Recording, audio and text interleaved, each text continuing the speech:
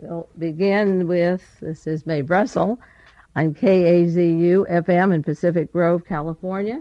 It's broadcast number 616, and it is September 26, 1983. Still 83, 2 months till 83 is over, and that goes very, very fast this time of year. There's so many things to do. I saw an article in the San Francisco Examiner this last week, just of interest to me. It may not.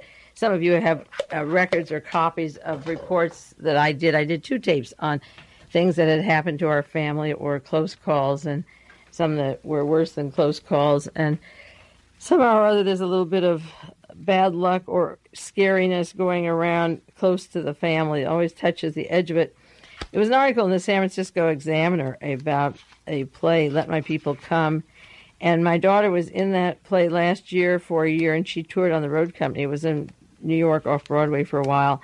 And then she did the road company in Chicago and, where was she? Toronto and back east. 3 different cities back, they traveled.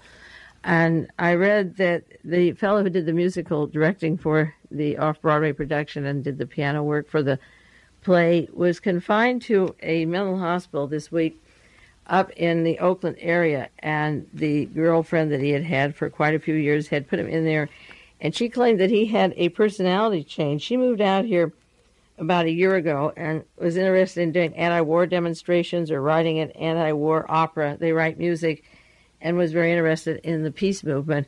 And her boyfriend got very crazy, and he developed these multiple personalities.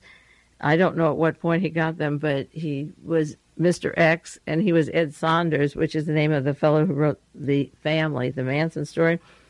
And then he used the name Sweeney, and I thought of Dennis Sweeney. And he changed personalities and was going to cut Ellen up into pieces and put her on a beach and had hallucinations. And it was really scary because this guy has the capacity for doing this thing, and they put him in a hospital for 6 months. And I asked my daughter if he behaved this way on the road, and she said, well, he was reading some literature that I guess you would interpret as being violent, and it was a little bit disturbing. And she mentioned that he did have trouble, and that she had sent Ellen had asked her for some money, I believe, to help him with the, I guess, the psychiatric care, which is very dangerous when you step in and help somebody, and if they know you lock them up, they sometimes come back, and this is something that could be very dangerous. And I was concerned because when the girls were in the play down here at the Barnyard, Dean Selmeyer was there. Many of you probably remember that. And Dean was an actor. He was in the play Little Tiny Alice in New York, and Dean was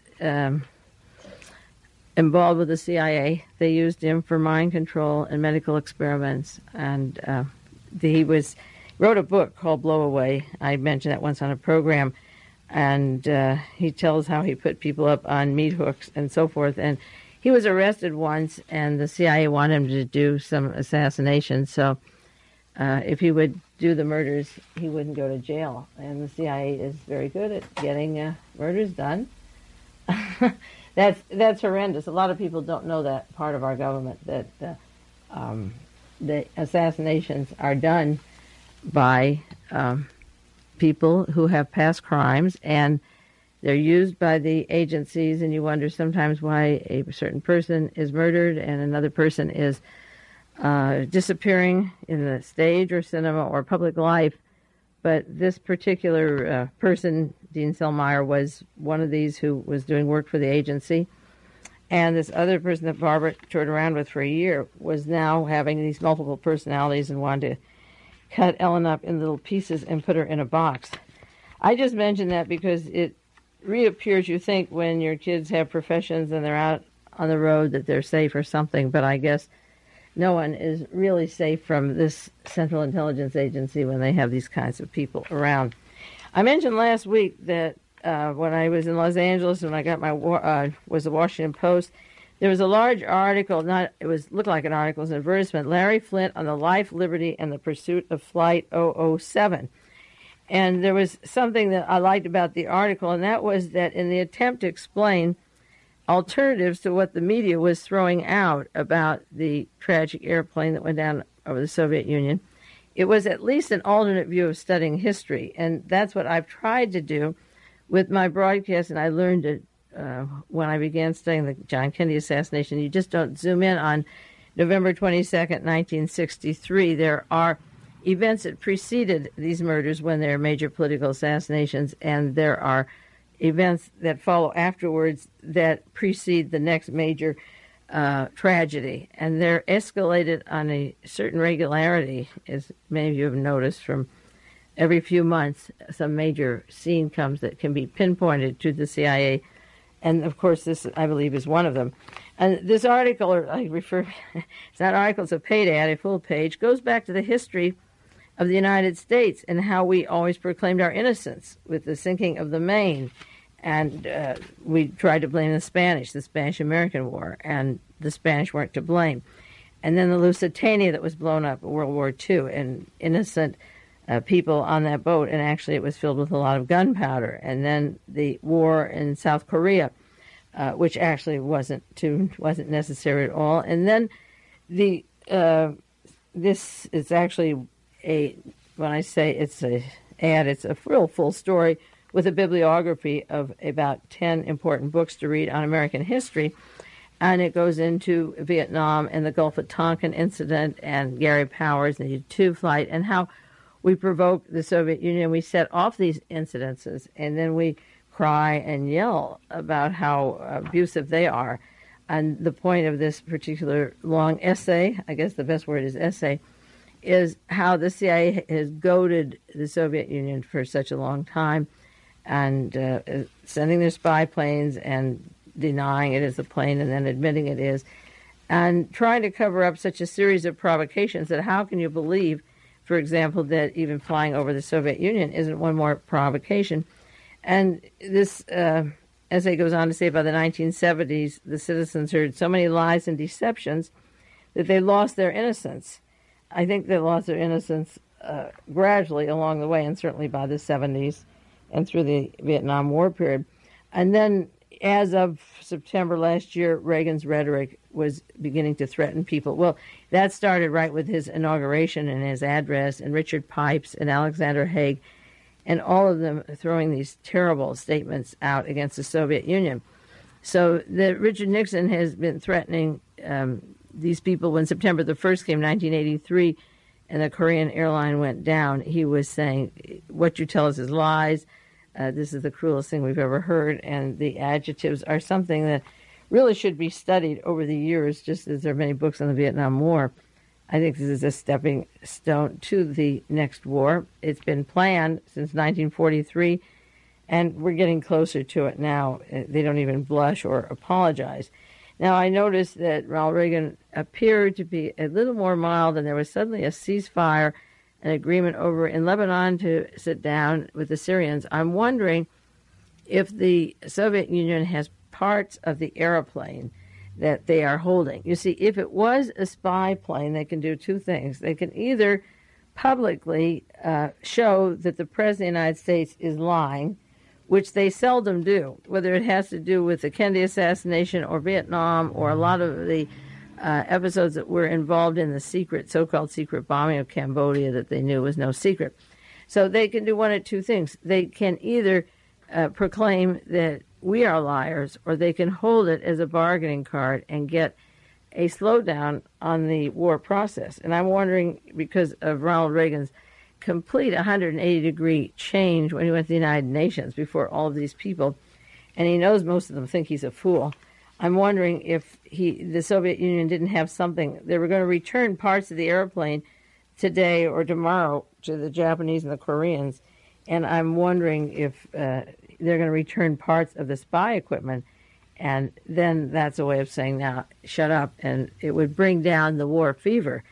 I think the only thing that would bring down the war fever is to catch us at lies and prohibit our escalating it. You know, if we do overtly things like the U-2, or if this was a spy plane, and then they have the proof, we have to back down and behave in a more civilized way than if we hold all the trump cards. Well, this essay on the 007 was refreshing because it goes into the provocations that we do and asks, who would we believe?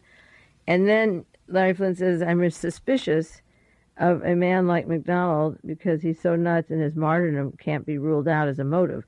I don't think he wanted to be martyred. I don't think anyone wants to go that way, but I don't think he knew it was going down. He had no control of the instrument panels, and he had no way of knowing. He didn't blow up the plane. If he blew up the plane and blamed the Soviet Union, but I don't think he had any way of knowing the plane would go down. I agree that he's weird, and I believe that there was hanky-panky. I also believe that there was mind control on the part of the pilots, as I said before, and that they didn't care if they went down because they didn't have a choice. Now, speaking of Larry MacDonald, there was something I wanted to share with you that I hadn't had on the air yet, because Western Goals is that computerized organization that has the Los Angeles Police Department files that were stolen, and there's a lot of talk about computerized data on individuals and citizens that could be used for very dangerous purposes later. And last year, just about a year ago, I talked about the Reagan administration sending back to Nazi Germany 10.7 million members of the Nazi, their membership cards, and 600,000 of the SS police files and 400,000 of the stormtroopers, so that they can go about, again, checking genealogy and finding out who to use for particular public office and businesses. Well, when I was down in Los Angeles, Charles Hyam got some documents from the powers that be in Washington on Klaus Barbie and the Ryan investigation. And one of the things he got was a paper from the CIC operations, that's the intelligence, the counterintelligence operation, dated December 15th, 1946. The war was over 6 months earlier, May 1945. This was dated December the 14th, 1946, a top-secret report on an operation called Red Lilac Organization. This was the British use of the Nazis, and they had former members of the SS and former members of the SD, and it tells how they set up small organizations. Now, this is with the CIA, and this is with the Nazis, and this is part of American document, and they were going to send their jewels and their money to the Russian zone. But one of the things they wanted was the compiled list of foreign estates that were used to hide National Socialists before 1933. So what they wanted was documentation on people who helped them before Hitler even came to power. That is old Nazi. We used to talk about old money or new money. That is old Nazi before 1933. So when World War II was over, they were already concerned with collecting the documentation of families that went back that put Adolf Hitler in power and survived. I guess he got rid of the ones he didn't want. So the ones that put him in power and survived, they were collecting those documents with the help of the United States Army, and that is the weird thing about it. Now, the Communist Party had an article about the 007, Flight 007, in People's World, and I hear so much from the think tanks like Richard Pipes and Ernest Lefevre and the Buckleys and all the thrashing around that you do have to read once in a while the other side, and I take People's World, and this is what Gus Hall had to say about Flight 007. This is September 24th, so that's almost 3 weeks later. Never in the course of presidential history have so many bombastic words, such an orgy of demagogic self-righteousness and war rhetoric, been spewed out from the White House in such a short time with such total media orchestration. Now, that is what frightened me, frankly, was the orchestration and the way it went. And he says this well-planned and manipulated attempt to create an atmosphere of hysteria has all the destructive characteristics of the cover-up for a crime, and it includes a series of fabrications and a total refusal to answer questions that would obviously reveal the crime. How could a gent liar with sophisticated navigation equipment that was in constant contact with U.S. and Japanese and South Korea ground controllers, even tracked by a U.S. space satellite, get lost? Now, many of these questions you've seen in your newspapers, and I won't run them all down, but the main point is that he asks the pertinent questions in this 2.5 hour period. Why didn't the Japanese the United States and the South Koreans use the monitors and advised the plane, as well as the Soviet officials, of what they were doing. They didn't tell the Soviets that they were a commercial airline in case they didn't know it or not. The Soviet Union had the means and the right to bring down the spy plane by air and ground-to-air missiles as soon as it violated their airspace. Instead, they tried for 2.5 hours to communicate with the plane. They call this a Korean spy provocation, which the Reagan administration is doing, and the Korean authorities don't even answer the question. They were flying over U.S. military installations at the dead of night with no navigation lights and totally unresponsive to requests for identification. This is a crude attempt to discredit and slander the Soviet Union in order to divert the anti-Reagan demonstrations, to exploit and cut down the U.S. peace movement, to start the anti-Soviet direction and take the heat off the United States government.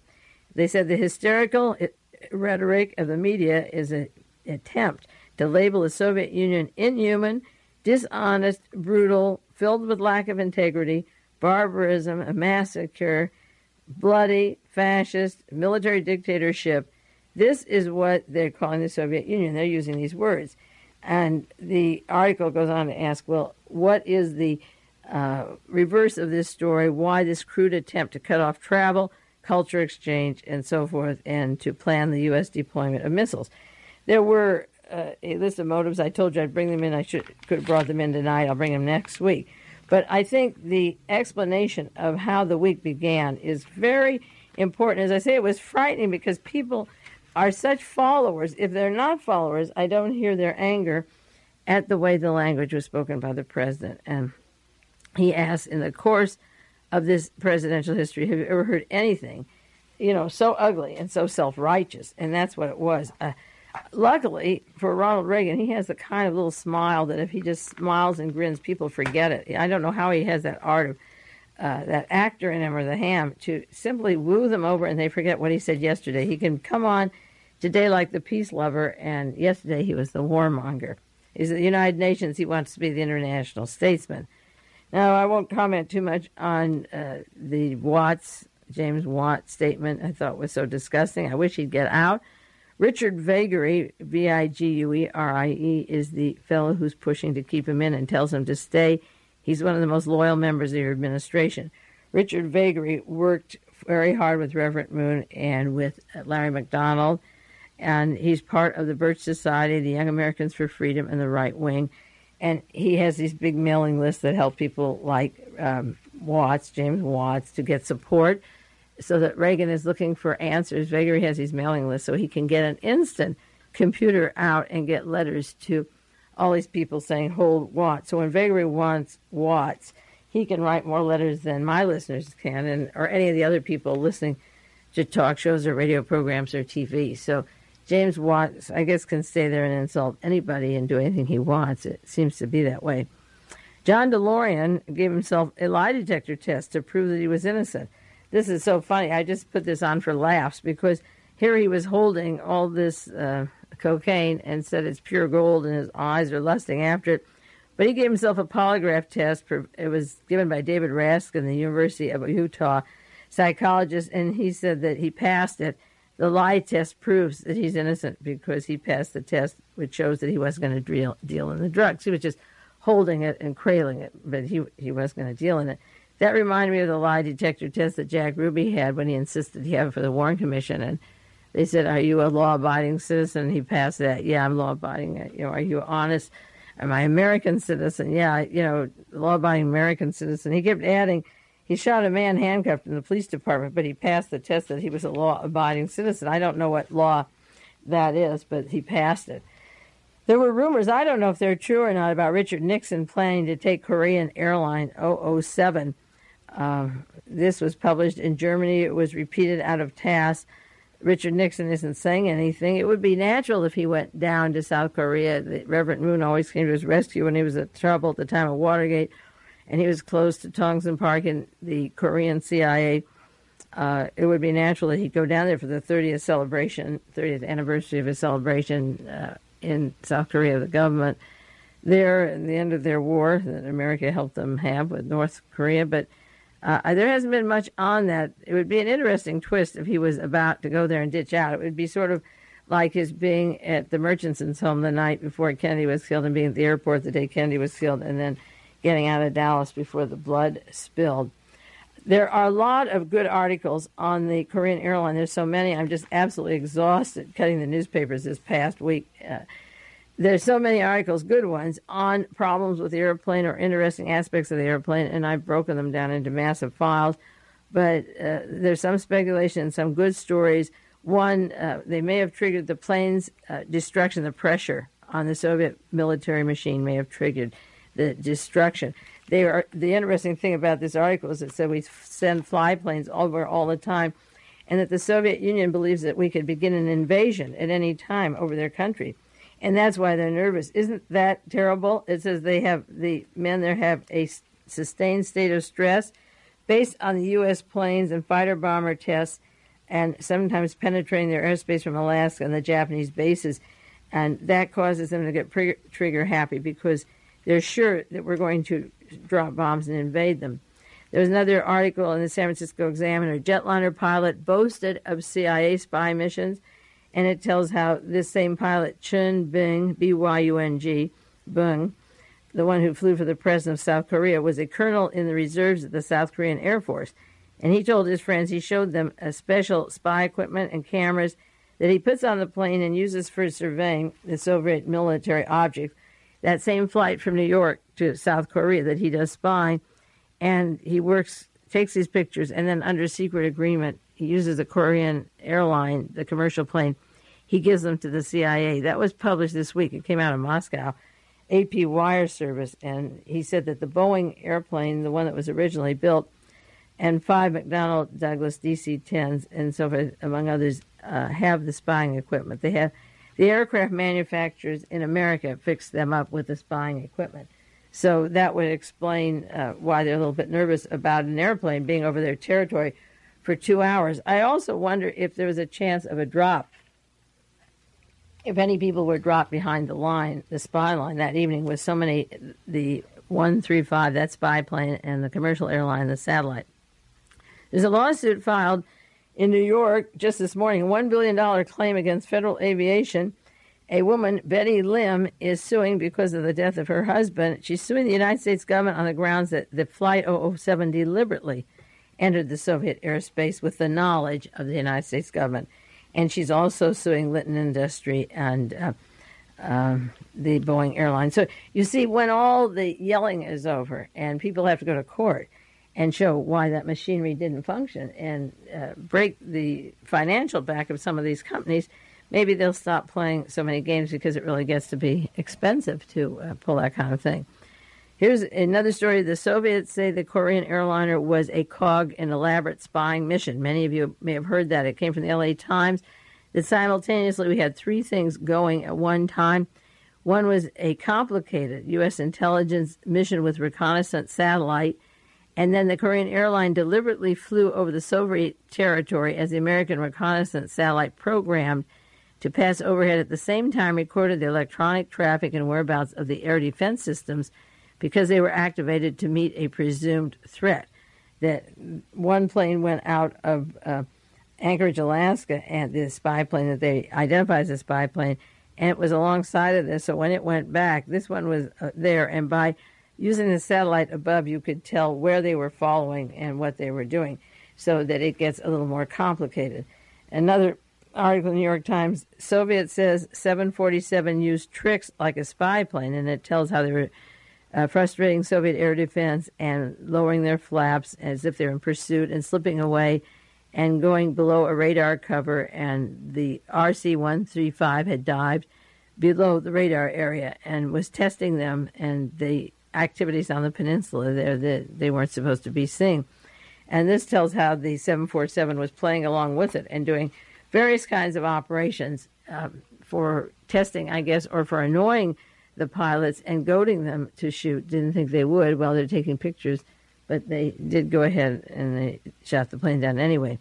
Another story, Soviet seems unwilling to bar future downing. They said, we will not say that we will not shoot down commercial airlines. And this is very important. The Soviet response to Western pressure for guarantees came last week, where, this is a quotation, some people in Washington have gone to the lengths of declaring that the United States should elaborate norms of conduct of world airspace and take action that will almost amount to assuming control over the air corridors existing in various countries. The commentary said Washington's imperial ambitions are, of course, an open secret, but is there a limit to everything, gentlemen?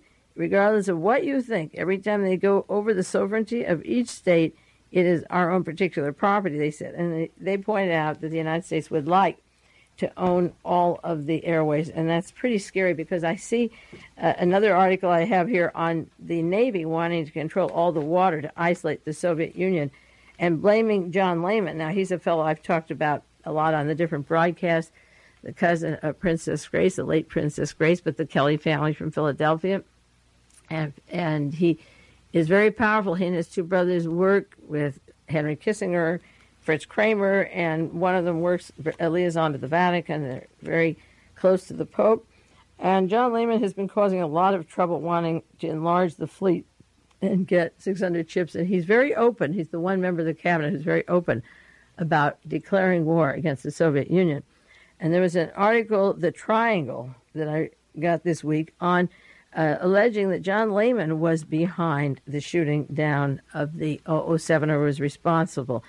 And it's pretty interesting because, as I say, I finger this guy all of the time for his various espionage and provocative acts, and also his relationship to John Tower and the powers that be in Washington, his other nightlife, or the other side of John Lehman. This article says, when all the facts concerning the airlines, the Korean Airlines flight 007 come to light, one particular individual in the Reagan administration is likely to emerge a major culprit in the death of 609 people. For as we sift through the material of since September the 1st, an outline of design, what the Soviets are calling the provocation, begins to take shape. A design the Reagan administration has spent 3 years carefully preparing. The design is the brainchild of John Lehman, Reagan's maniacal anti-Soviet Secretary of Navy, a man cut from the same cloth as National Security Advisor William Clark and United Nations Ambassador Jeane Kirkpatrick.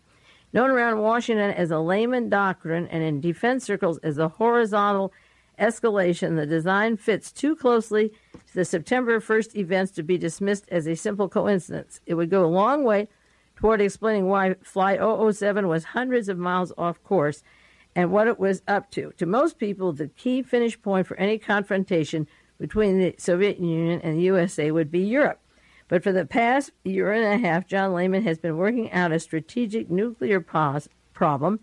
What few people realize is that the second largest concentration of U.S. nuclear and conventional firepowers is the North Pacific, and the fact is closely tied to the major concern of U.S. global strategy in the Middle East. In the last week leading up to this incursion, and the intelligence operations in the area of overflight were particularly aggressive efforts of the Soviet Union to show off and use some of their missiles. On a number of occasions, the United States surveillance, the RC-135, probed the Soviet defenses, while the U.S. surface ships skirted the edge of the Soviet territorial waters in the Sea of Okhotsk, Okhotsk. On the night of August 31st to September the 1st, the night the plane went down, 7 different flights recorded by RC-135s were in the area. They were recorded. The Soviets have challenged the United States and Japan to release the full tape transcripts of the 2.5 hours of communication between the Soviet fighter pilots, because the communication might show the relationship of the Korean air flights to the RC-135. The administration is keeping quiet so far. The evidence is still mounting that the flight was not off its course. It was right on course. What is not clear is why the Koreans, Japanese, and United States thought they could get away with it. Maybe they thought it was a good gamble. Then again, maybe they knew they couldn't get away with it. The lives of 269 is pretty cheap when you have to handle Lebanon, Central America, the MX, arms control on the front pages. Too horrible to contemplate anyone making such a decision. John Lehman is arguing for a policy of preemptive attack on the Soviets from the North Pacific. He's been talking about this for a long time. He said that we would enjoy tremendous tactical advantage if we would have a fire first in the North Pacific. John Lehman has been testing this as an idea of escalation in the North Pacific. As current Pacific Command Chief Admiral Wong recently told the Japanese media, this region, I believe, is most probably where we shall first witness a confrontation with the Soviet Union. The Lehman Doctrine, according to the man who created it, calls for achievement of outright maritime superiority over any power that might attempt to prevent our loss of the sea and maintain our vital interests worldwide. Isn't that a little scary and disgusting, to think that they're talking, this is where we're going to hit first, while controlling the exit points of the Soviet Union's fleet, for the various fleets are nothing new to U.S. military strategists. What is now new is Lehman's aggressive confrontational approach and the establishment of an alliance system. The United States decides to engage in direct military intervention in the area. The only serious challenge would be the Soviet Mediterranean fleet and down in the lines of communication at Diego Garcia in the Indian Ocean. Now, this may be why President Ronald Reagan is going to have a ceasefire in Lebanon and get Libya and Lebanon to work along with us on that plan. It says that we need to be secure in the Middle East before we do this. Under Prime Minister Yoshihiro Nakasone, the Japanese increased their arms spending 7%, and they go along with this. They're putting money into weapons, a far cry from what they intended to do many years ago. This article goes into the detailed planning. This is from People's World, September the 17th, 1983, naming John Lehman. I've, as I say, fingered him for a bully who could get us into tremendous trouble as time goes on. I don't know where these people come from. There's three of them, three brothers, and they had that Abington Corporation with various defense contractors and sold them weapon systems, and then he became Secretary of the Navy. He is really dead set on having war with the Soviet Union, and I think he believes he can do it soon, and that's what he wants to do. And this person has a copy, I guess, of the Lehman Doctrine and seems to agree with it. There was another story, straying planes blamed on human errors. And they're trying to say that if this plane went off its route, this was a human error because the pilots gave it incorrect information. Well, that would go along, again, with a kamikaze or a sabotage type of operation. The pilots gave it the wrong information into the equipment, and the pilot crews were complacent. Because of the equipment's reliability, complacency is a very big problem because they get tired on the job. We'll take a 1-minute break now, and, it's past the half hour, and then go back to the other side of World Watches.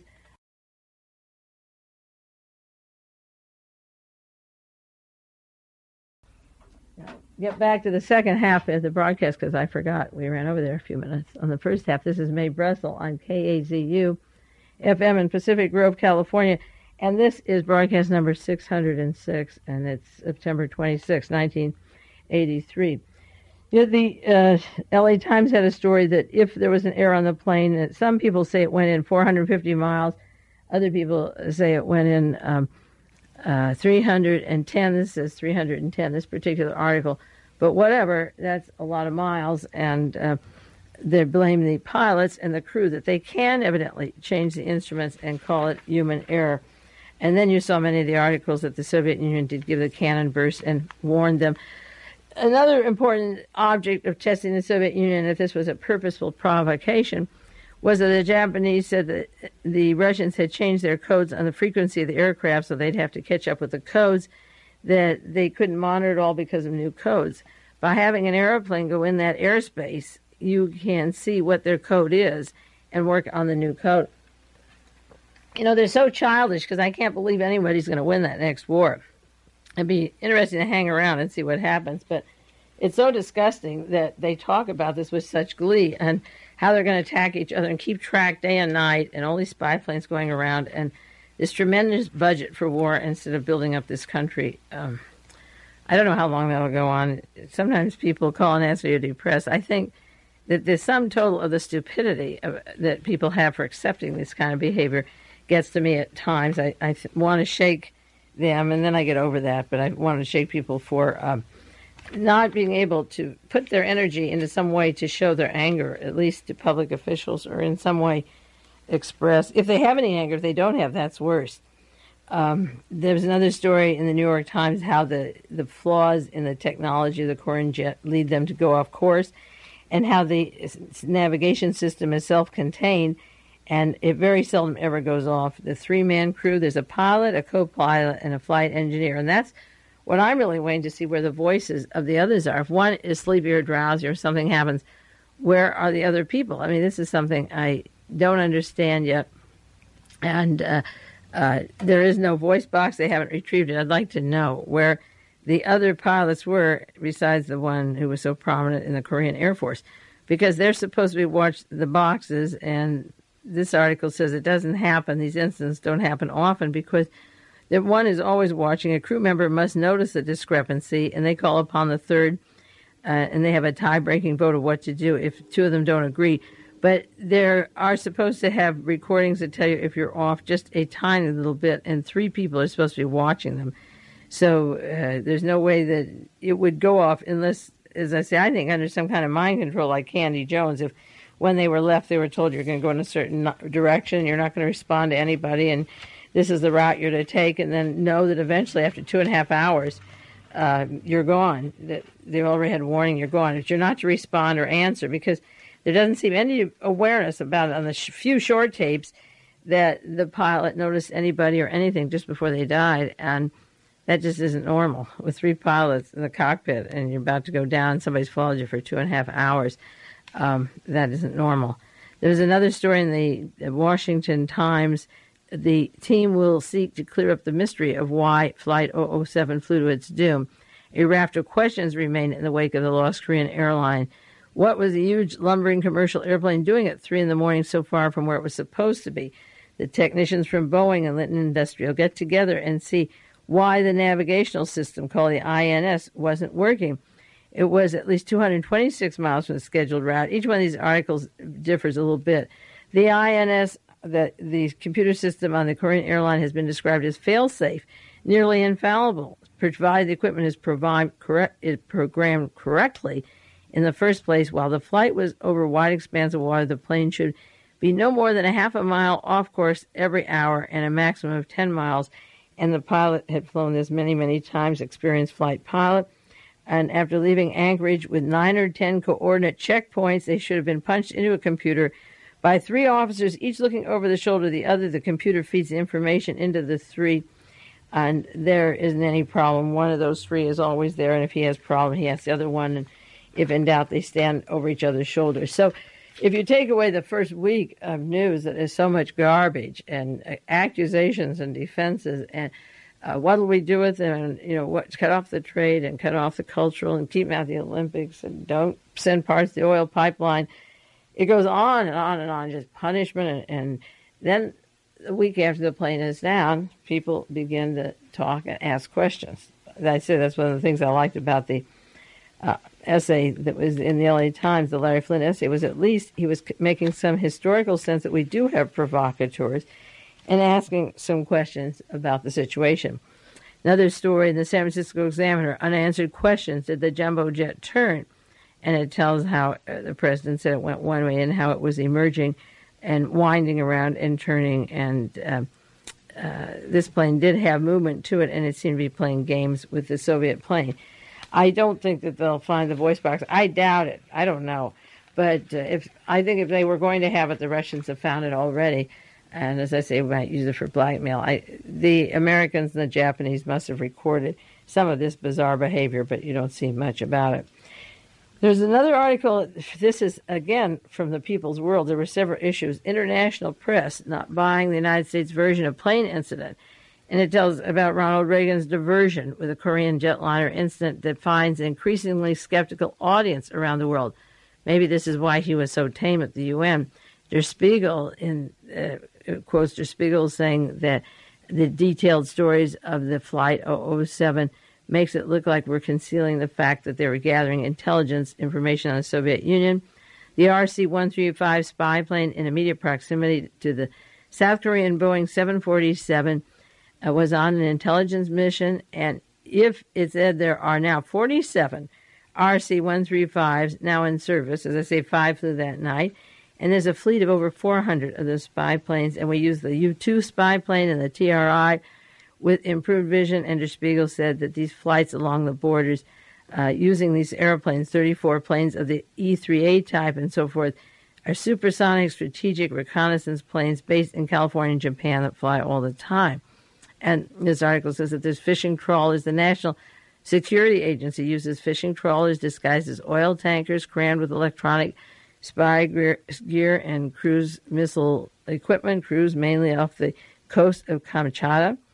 And then Ernest Volkman, who was quoted in the San Francisco Examiner when the flight first went down, he writes for Defense Science magazine, and he works with the Canadian broadcast, and he says the Korean airlines regularly make flights into the Soviet airspace to carry out military reconnaissance for the United States. In many cases, they have sensors and cameras installed aboard these civilian planes. Can you imagine, as I say, 2.5 hours of skirting around what they could take? Now, I don't believe they would want to crash in the ocean. They would want to get the equipment to test it and see. The going into the ocean may have been something that the pilot did if he had any choice, because they didn't blow up in the air. If they blew up, they didn't have a choice. But this article suggests that they may want to go for the spy equipment. There's quotations from a newspaper, one in Canada, one in Mexico, one from India, one from Spain, absolutely clear, saying the path was far from being innocent. Another article from Turkey and one from Indonesia, from London and so forth, Austria. People were really questioning. I don't know these papers, whether they're large or small. In Australia, Sydney, Australia, the Morning Herald, I don't know how big it is, but they said that these people on the plane were hostages, that they were covered for spying, and the spy plane belongs to the CIA. And so by the 24th of September, 3 weeks later, the lead story in this particular article is World Press Doubts the United States Story.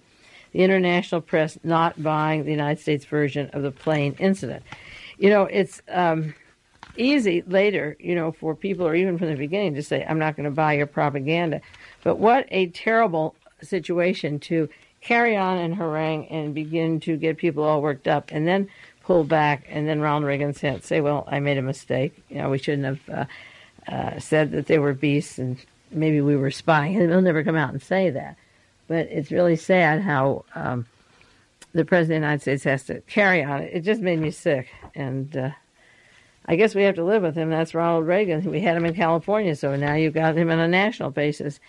There's some interesting articles that I got from a world watcher in New York who sends me piles of good stuff all the time. And a while back, she sent me things on John Reese and Larry MacDonald that I hadn't used on the broadcast. One was an expose in Guardian in 1978 that they were taking over where the CIA did at the time of Watergate, when the surveillance was supposed to stop. John Reese is the editor for Western Goals for Larry MacDonald.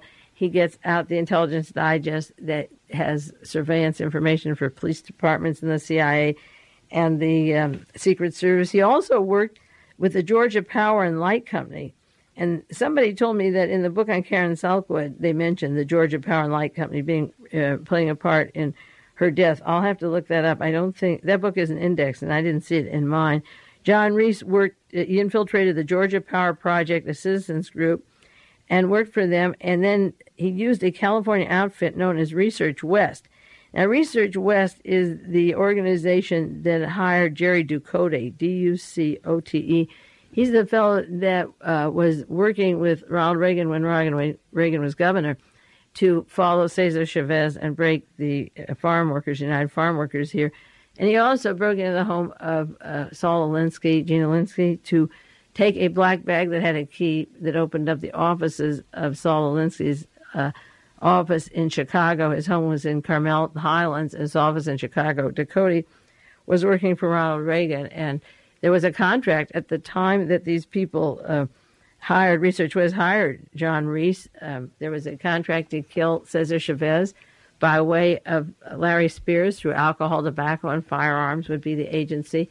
That's when G. Gordon Liddy and Caulfield were working for them. And then I met Gina Alinsky here in Carmel after Saul Alinsky had died. I didn't know her before, and I believe that he had been killed, that he may have had a heart condition, but the way he died here with a sudden heart attack on the streets in Carmel, that you could get a poison dart or have a given heart attack. And right after he died, she told me that she got letters and gave me copies of them, of pictures of people urinating on his grave with a swastika, and the crosses and making fun of him, and said John Kennedy, Robert Kennedy, Martin Luther King. I gave a list of people. Now they're all dying, and Saul Alinsky's among them. So John Reese works on the board with, it's the late Larry MacDonald right now. I don't know who will take over, but he's the editor for the Western Goals. They have their sister organization and computer data banks in Germany, and I've done quite a bit on Western Goals. I think, I'll be doing more on the programs. I've done quite a bit.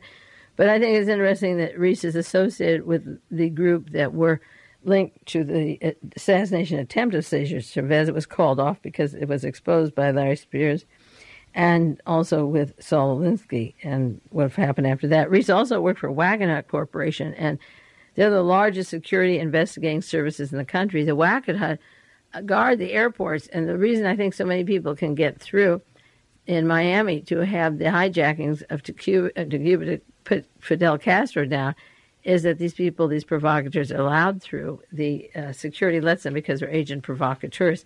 So you get one hijacking a month, and everybody says, Fidel Castro was crazy, and then the talk shows start humming. And this week, Ray Talafiero was saying, why don't they just give people a ticket and let them go to Cuba? It'd be so cheap and easy rather than send an airplane. Well, that's too easy because then you wouldn't get the publicity. If you just could go to Cuba, you wouldn't get all the chance to defame Fidel Castro. That's part of the act. So there's no way you can just give somebody a ticket to Cuba. Well, John Reese worked with that group. He worked in Illinois also with a group that collected data banks. It seems that they're all over the country, and as well as in Europe. And the Wackenhut Corporation has a list going back to the House Un-American Activities, and Roy Cohn of Western Goals and John Reese worked for them. The Wackenhut Corporation has 300,000 files they've maintained in their house of, of bookkeeping. The problem about this is that if you want to get a job somewhere and you apply, those corporations or businesses can then put into the computer and see if you're on any list.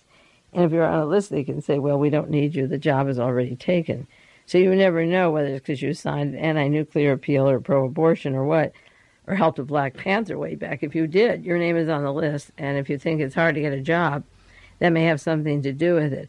Reese went up to Wheaton, Illinois, and worked with a company that has one of the largest computer systems outside of the FBI, and they informed the police departments, the CIA, the FBI, when those agencies were ordered to stop their funny business at the time of Watergate. Then the private industry took over and did what they could to get information on people that did not like, say, any left of the Birch Society. That's what their computers are filled with. They used to follow actors and celebrities and liberals and leftist cause, and it lists Dustin Hoffman and Saul Mineo and Barbara Dane. Well, Mineo was killed. I don't know. This article came out in 1978, and Saul Mineo died not too long after that. And he was under the surveillance of the police department. He didn't do anything. For what I know that he was interested in the Kennedy assassination, and he was going to play the role of Sirhan in the movie just before he was killed, and maybe they didn't want a movie about that. Also, one of the articles I got going way back on this Larry MacDonald came from Jack Anderson in 1977.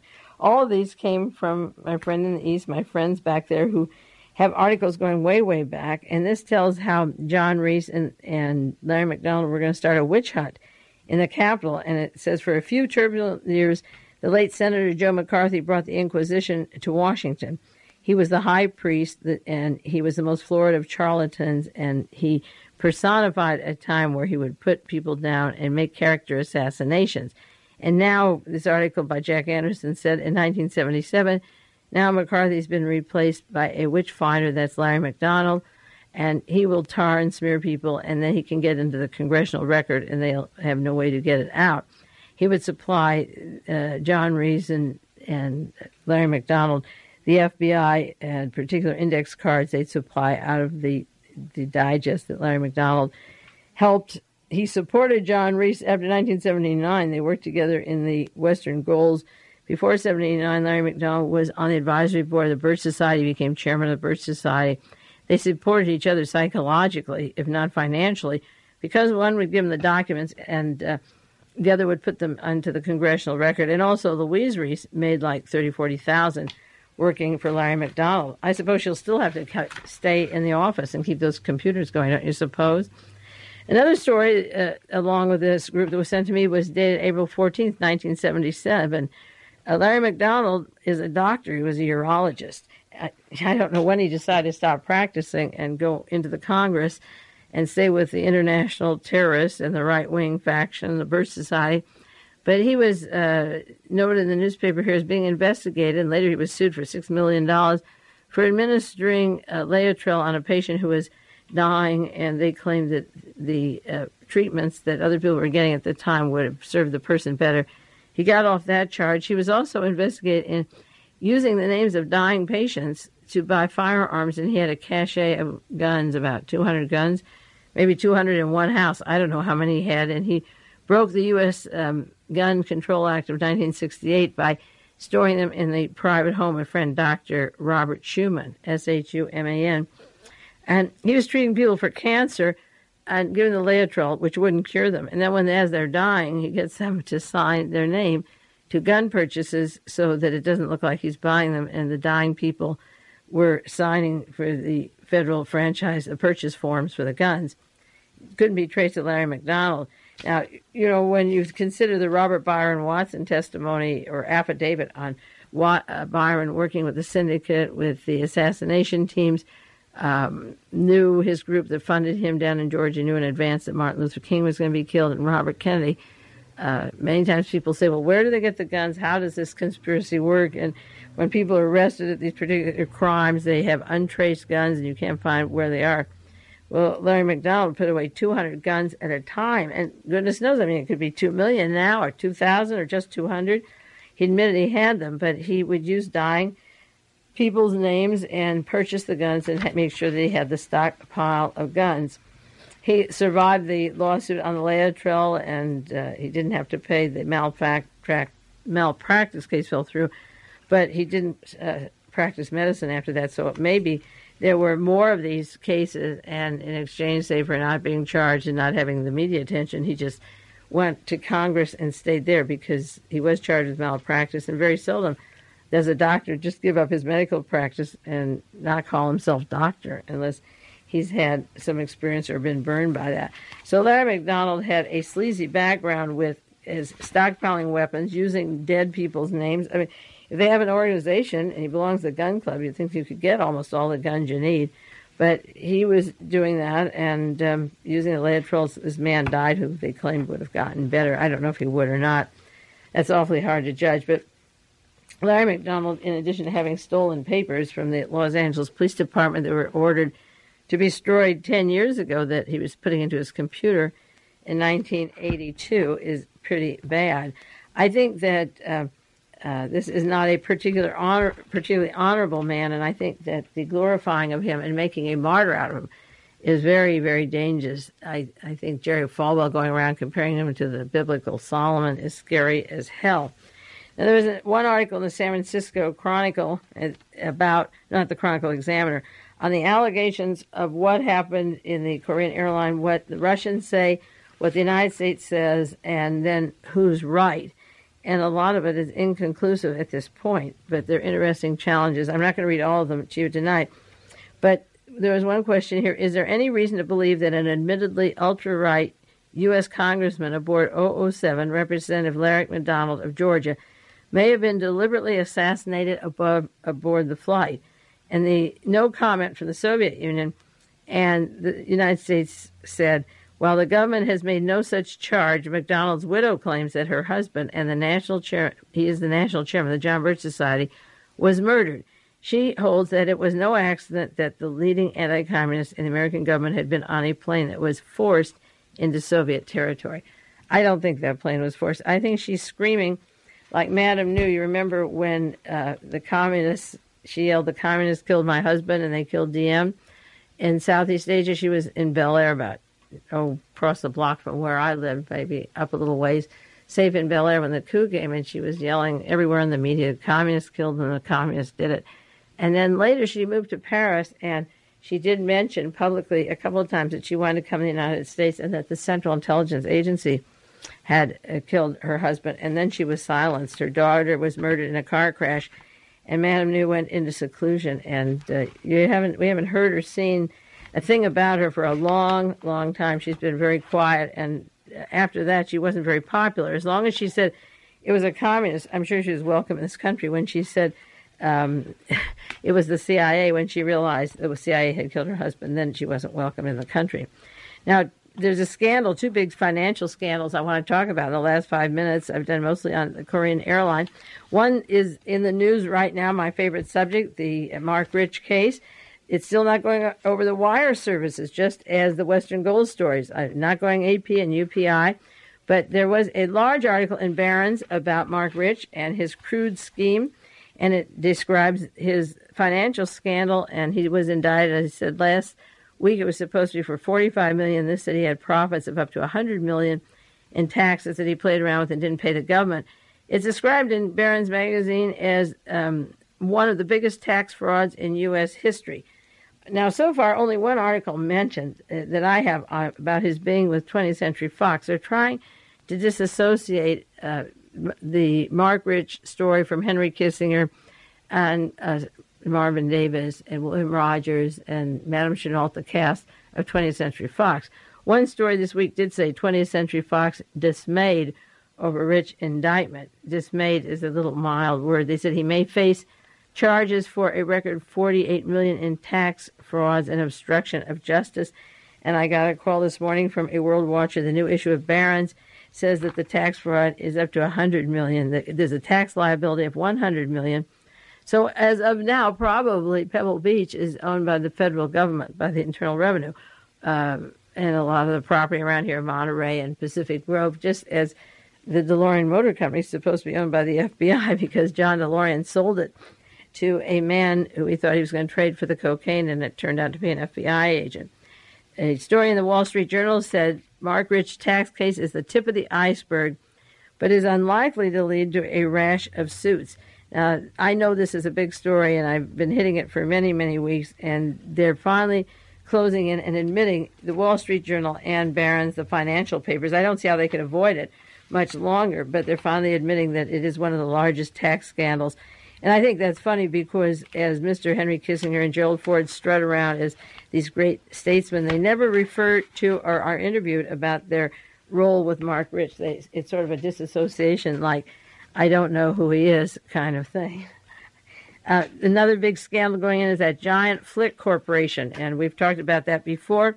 That's out of West Germany. Friedrich Flick is in trouble legally, and he's being sued, and he was a strong supporter of the Nazi Party. His father was a strong supporter of the Nazi Party, and they're probably one of the wealthiest families in Germany. And he's been caught with a scandal of paying 700 politicians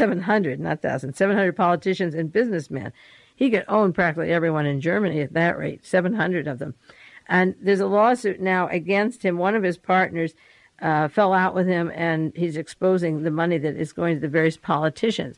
There's been a secret probe into the financing of the country's political parties, and he's been putting in a lot of the top Nazis also, and they've been trying to collect binders and notebooks that are salted away. A fellow that he didn't like, who worked for him, kept detailed diaries of all the incidences where Mr. Flick was doing something with various politicians, and now he's decided to bring this to the investigators, and the court is going into it.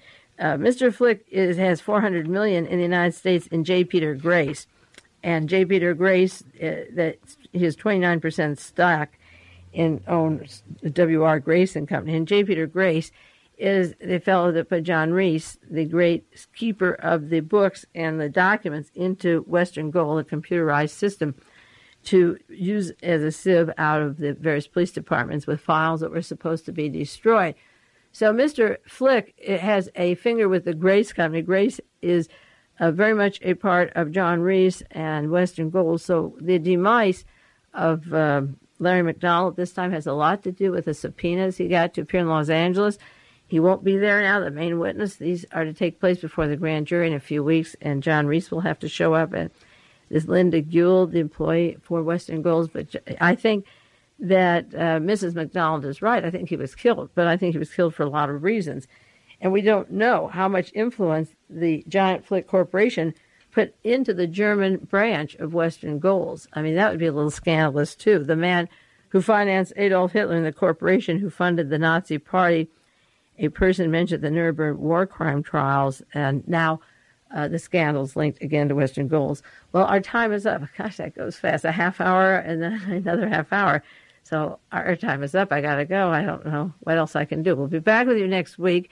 And send me the articles and books you have that are interesting. I'm flooded with stuff, but there's always good material coming in. This is Mae Brussell at KAZU-FM, and I'll be back with you next week.